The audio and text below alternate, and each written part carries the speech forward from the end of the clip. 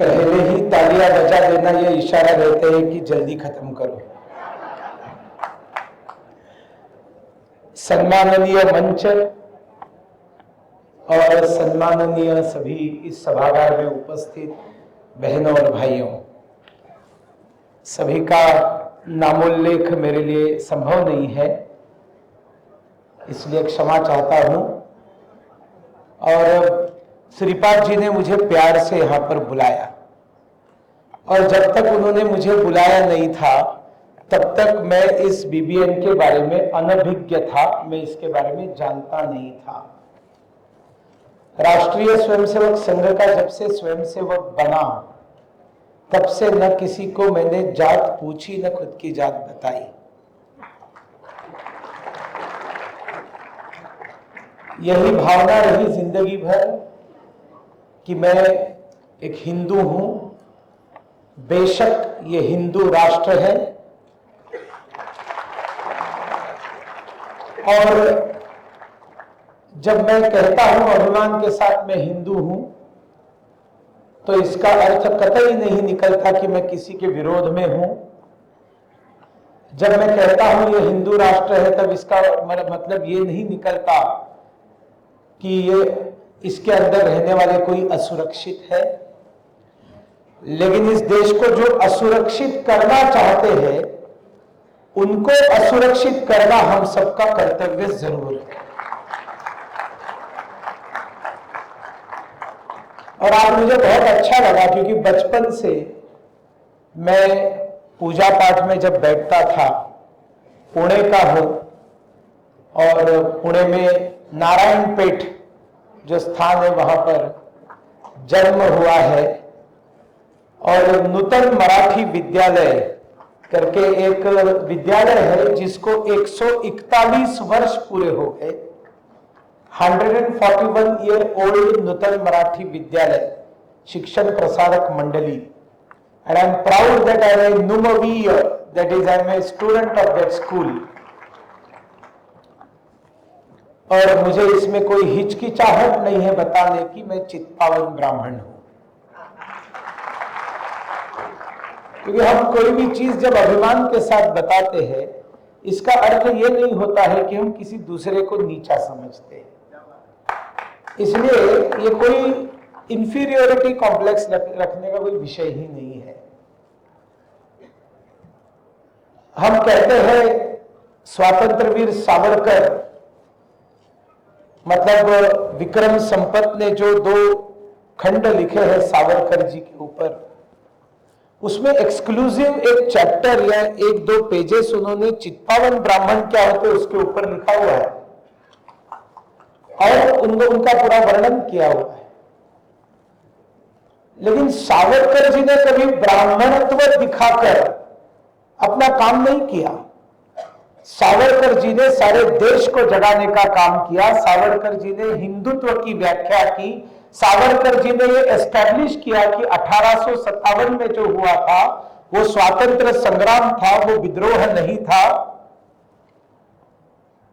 और आज भी जो इस देश के खिलाफ है, जो इस देश को तोड़ना चाहते हैं, उनके रात की नींद हराम करने वाला अगर कोई महापुरुष है तो वो अकेला स्वातंत्र वीर सावरकर है। न जाने कितने डिबेट्स, न जाने कितने आरोप, क्या आवश्यकता है राहुल गांधी को बार बार कोशिश करने की, बेइज्जत करने की। सूर्य पर थूकने वाले को सूर्य को कुछ बिगाड़ नहीं सकता है, गंदा उसी का शरीर होता है। चाहे लोकमान्य बाल गंगाधर तिलक हो, उन्होंने पुणे में रहकर दिल्ली के तख्त को टक्कर दी है। जब लोकमान्य तिलक जी की जन्म शताब्दी हो रही थी तब स्वातंत्र वीर सावरकर जी ने जो भाषण दिया था वो नेट पर एकमात्र उनका भाषण ऑडियो में उपलब्ध है, 1 या 2 भाषण है।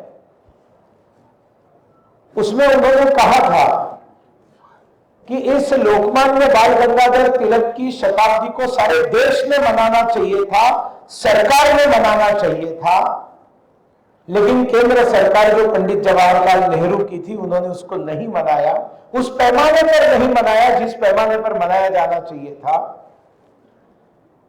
और उस समय सावरकर जी बताते हैं कि आप पत्र भेजते हो केंद्र सरकार और उसमें सिर्फ उनका उल्लेख बाल गंगाधर तिलक करते हो। अगर इसी तरह से उल्लेख करना है तो यह नियम सभी के लिए लगना चाहिए। अगर सबके लिए आप उस नियम को नहीं लगाओगे तो फिर बाल गंगाधर तिलक नहीं, आपने लोकमान्य तिलक ही कहना चाहिए। तिलक जी ने तो कभी अपना ब्राह्मणत्व दिखाया नहीं, उन्होंने तो सारे देश के लिए स्वाधीनता संग्राम किया।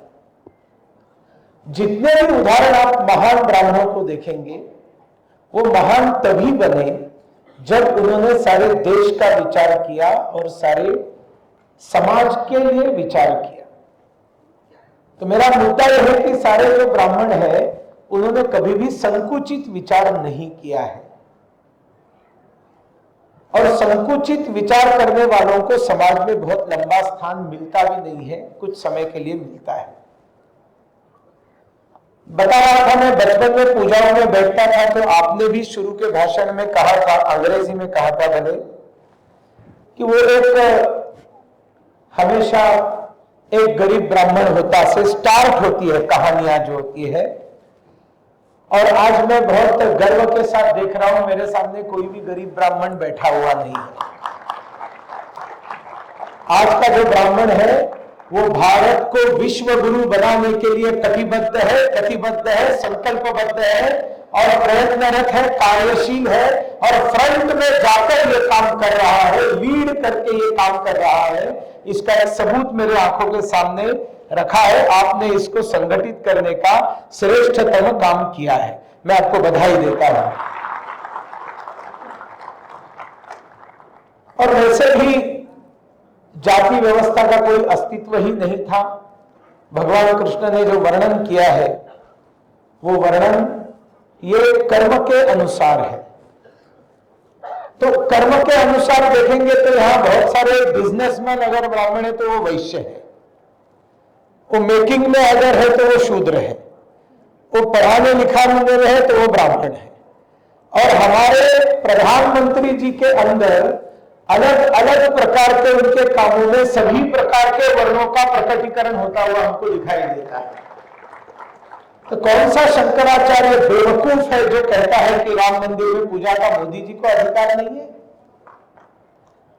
और हम सब लोगों को गर्व होना चाहिए हमारे देश के प्रधानमंत्री पर, क्योंकि जिस प्रकार का व्यवसायों के लिए एक अत्यंत सुरक्षित माहौल उन्होंने इस देश के अंदर निर्माण किया, खोया हुआ आत्मविश्वास जो उन्होंने वापस दिलाया, भ्रष्टाचार से लबालब जो 10 साल का एक कलंकित सरकार का दौर इस देश ने देखा था, उसके पार्श्वभूमि में जब आप मोदी सरकार की तुलना करेंगे आपको ध्यान में आएगा कि एक बेहतरीन सरकार जिसमें भ्रष्टाचार का कोई लेना देना नहीं है, ऐसी सरकार हम 10 वर्षों से देख रहे हैं।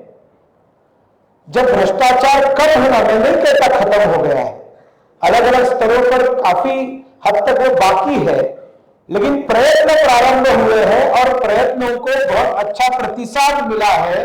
और ये दिखाई देने लगा है कि टेक्नोलॉजी और ईमानदारी का उपयोग करके इस देश का भ्रष्टाचार कम होते होते एक दिन वो न्यूनतम स्तर तक पहुंच जाएगा, जब ये देश विकसित भारत बनेगा, ये देश विश्व गुरु बनेगा।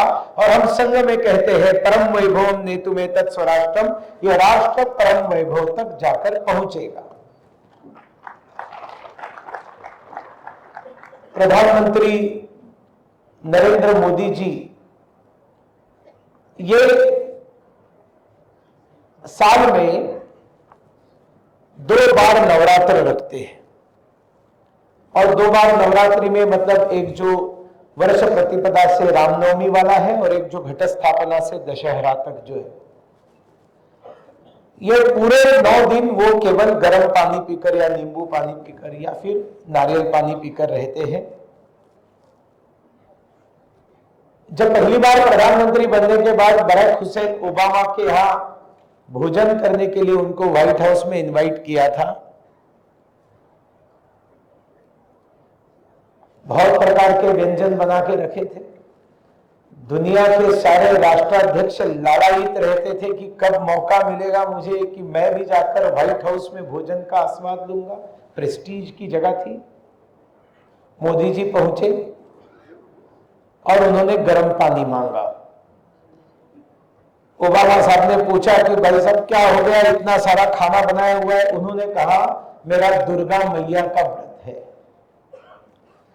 उन्होंने पूछा होगा शायद व्हाट इज दुर्गा मैया, kindly ask your translator, she will explain what is Durga मैया का व्रत। और गर्म पानी पीते बैठे। अब जब मेहमान खाना नहीं खा रहा है, मेहमान जब सिर्फ पानी पी रहा है, तो यजमान क्या खाक खाएगा? वो भी बैठे हाथ में गर्म पानी का गिलास लेकर घंटा 1.5 घंटा बात चलती रही। और आज तक सारे प्रधानमंत्री दूसरे राष्ट्राध्यक्षों को ताजमहल की प्रतिकृति पकड़वा देते थे हाथ में। मोदी जी ने बराक हुसैन ओबामा के हाथ में भगवत गीता दे दी और वहां से चलते बने।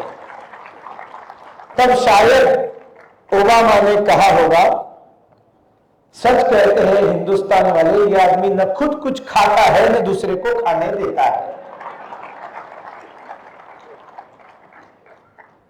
स्वदेशी, स्वभाषा, स्वसंस्कार, स्वाभिमान, स्वतंत्रता।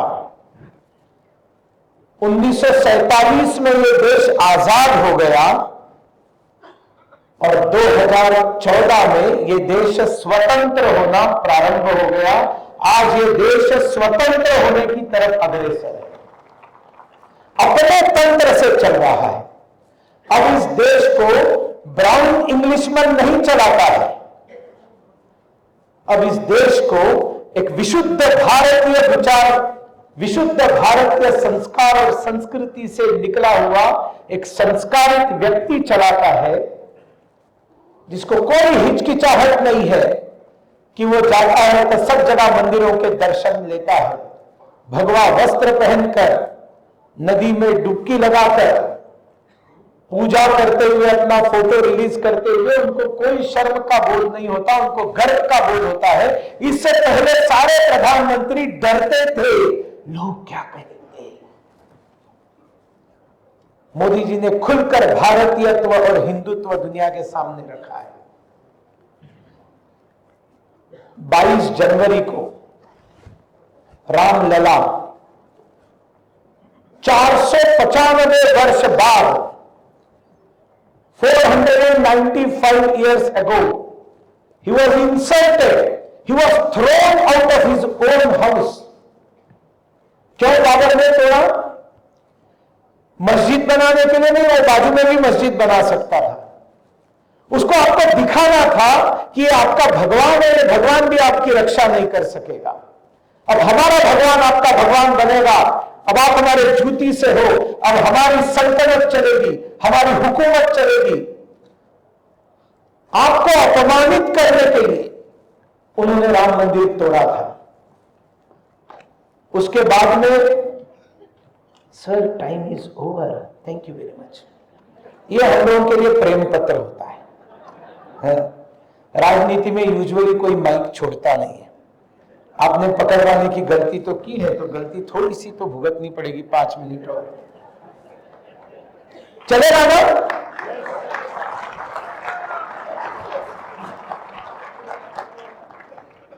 अपमानित कर रामलला को बाहर निकाला था, मंदिर तोड़ दिया था और 495 वर्ष संघर्ष चल रहा था। ये कोई विश्व हिंदू परिषद ने प्रारंभ किया हुआ संघर्ष नहीं था। और हमने वादा किया था कि रामलला हम आएंगे, मंदिर वही बनाएंगे। तो वो पूछते थे वहां क्यों, थोड़ा बाजू में बना लीजिए ना। बामियान में बहुत सुंदर गौतम बुद्ध की मूर्ति थी जो तालिबानियों ने 2 घंटे में उड़ा दी, जिसको बनाने में 50 वर्ष लगे होंगे, 2 घंटे में खत्म कर दी। वीडियो रिलीज किया, बुद्धिस्ट देश बहुत नाराज हो गए। उन्होंने कहा उसके दुगने ऊंचाई की हम मूर्ति बनाएंगे, बना भी नहीं होगी, फायदा क्या है? बूंद से गई वो हौद से आने वाली नहीं है।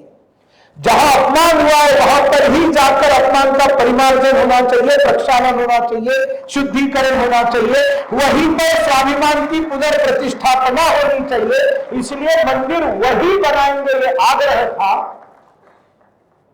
जो बहुत सारे उसके अंदर फेजेस थे जो मैं नहीं बताऊंगा। अंतिम फेज था कि कोर्ट का मुकदमा चल रहा था और कोई चाहता ही नहीं था कि वो पूरा हो जाए। Let us keep the problem lingering. क्यों उसका फैसला क्यों आना है? 2019 के चुनाव से पहले तो कपिल सिब्बल ने हलफनामा देकर बताया कि आप फैसला मत दे दो, अगर आप फैसला दे दोगे तो मोदी चुनाव जीत जाएगा। और सुप्रीम कोर्ट ने माना, फैसला नहीं दिया, मोदी को कोई फर्क नहीं पड़ा। 2019 में 303 से आ गए। अब मोदी जी ने कहा चलो जल्दी से जल्दी इसका फैसला दे दो, दिन रात चलाओ, हमें फैसला चाहिए, जो देना है वो दीजिए। फैसला सिर्फ एक बात का होना था कि वहां पहले मंदिर था या नहीं था, वहां राम का जन्म हुआ था या नहीं हुआ था, इसका फैसला दुनिया की कोई कोर्ट नहीं दे सकती। वो हिंदू समाज का फैसला है, उसमें दूसरा कोई दखलंदाजी नहीं कर सकता था। Whether mandir existed earlier was the decision to be given और the justice to be given by court. और वो मलबे में से जो मीर बाकी ने तोड़ा था, मलबा बनाकर नीचे दबा दिया था, वो सबूत उत्खनन में बाहर निकले, बोलने लगे, उसमें से कमल निकला, उसमें से घंटाएं निकली, उसमें से गणपति बापा निकले, उसमें से विष्णु की मूर्तियां निकली, उसमें से शिवलिंग निकले, यक्ष निकले, किन्नर निकले, सब कुछ निकलकर, गरुड़ निकलकर बाहर आ गया। सुप्रीम कोर्ट ने बताया वो मंदिर था, वहां पर मंदिर होना चाहिए और भव्य मंदिर बन गया। 495 वर्ष बाद रामलला अपने खुद के घर में सम्मान के साथ चले गए और सारी दुनिया ने दिवाली मनाई। सारी दुनिया ने, भारत के हर चप्पे में दिवाली मनाई। राम मंदिर तो हो गया, अब राम राज्य की ओर जाना है। राम राज्य की तरफ जाने के लिए जो गए 10 साल से मोदी जी काम कर रहे हैं, उनका हर निर्णय इस देश में राम राज्य लाने की दृष्टि से ही तो आगे बढ़ रहे हैं। ये सारी बिजनेस कम्युनिटी जानती है। और मैं अभी B2B के उद्घाटन में गया था, हर व्यक्ति को मैं पूछ रहा था, सब ने बताया कि मोदी जी के कारण हमारे बिजनेस में बहुत बड़ी उन्नति हुई है, बढ़ोतरी हुई है, माहौल बना है, हमारी आर्थिक स्थिति सुधर रही है, कुछ समस्याएं हैं, वो समस्याएं भी दूर हो जाएगी। इसलिए यहां पर बैठे हुए सारे ब्राह्मण समाज से मेरा निवेदन है, छोटी छोटी चीजों में ना उलझे। लोकसभा चुनाव के समय आसमान की दृष्टि से, एक खगक की दृष्टि से, एक विहंग की दृष्टि से, एक पंछी की नजर से, गरुड़ की नजर से भारत को देखिए, चिड़िया की नजर से मत देखिए। ये कौन है, ये क्या है, इसने ऐसा किया था, वो ऐसा कर रहा है, वो ऐसा बोल रहा है, सब छोड़िए। हमारे देश को विश्व गुरु बनाना है तो सबसे पहली फोर्स नरेंद्र मोदी जी के पीछे ब्राह्मणों की खड़ी रहनी चाहिए। और ये फोर्स आप सब लोग खड़ी करेंगे, ये आप मुझे वादा करते हैं? ये वादा आप करते हैं? ये वादा आप अगर करना चाहते हैं तो दोनों हाथों को ऊपर उठाकर मुझे बताइए, ये वादा आप करते हैं? देखिए 100% ब्राह्मणों का सपोर्ट नरेंद्र मोदी जी के साथ है। बोलिए भारत माता की। अरे कुछ लोग हाथ ऊपर उठाने में कष्ट का एहसास कर रहे हैं, बोल नहीं रहे। मैं आपको मातृभूमि की जय जयकार बता रहा हूं, कीजिए सब लोग हाथ ऊपर करे, सगे ऊपर करा हाथ अपने, बोला भारत माता की जय श्री राम, जय श्री राम। समय आपने मुझे बताया नहीं था, थोड़ा ज्यादा भी है, इसलिए क्षमा चाहता हूं। धन्यवाद।